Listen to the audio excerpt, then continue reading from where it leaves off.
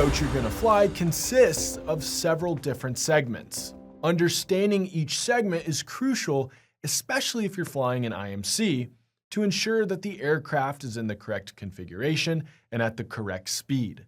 This also helps increase your situational awareness by allowing you to know where you are on the approach at any given time.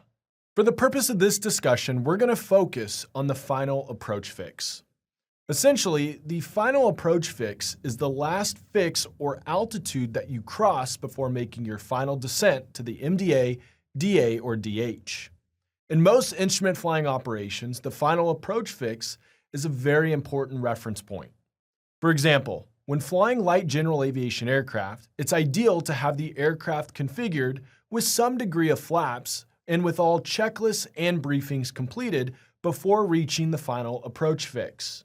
Similarly, most Part 121 and 135 operators require their pilots to have the aircraft fully configured with all checklists and briefings completed prior to crossing the final approach fix.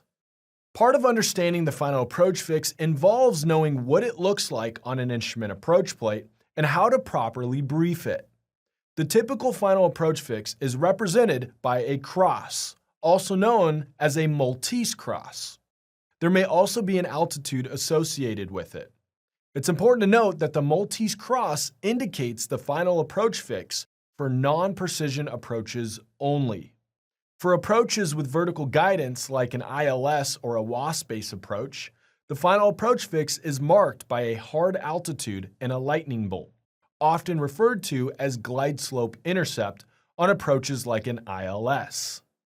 When briefing the final approach fix for a precision approach, you should emphasize the altitude at which glide slope intercept should occur and verify that the aircraft is at the correct point when intercepting the glide slope.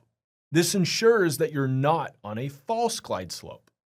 Keep in mind that for the final approach fix for a precision approach and a non-precision approach may not always be in the same location. For example, if we take a look at the ILS runway 6 and Orion Airfield, the profile view shows the Maltese cross for the localizer-only approach and the lightning bolt for the ILS are in two completely different places. This distinction is important to note during your approach briefing to ensure that you understand where the final approach fix is for the specific approach that you plan to fly. Understanding these details will help improve your situational awareness and ensure that the aircraft is configured, checklists and briefings are completed, and you're prepared to shoot the instrument approach.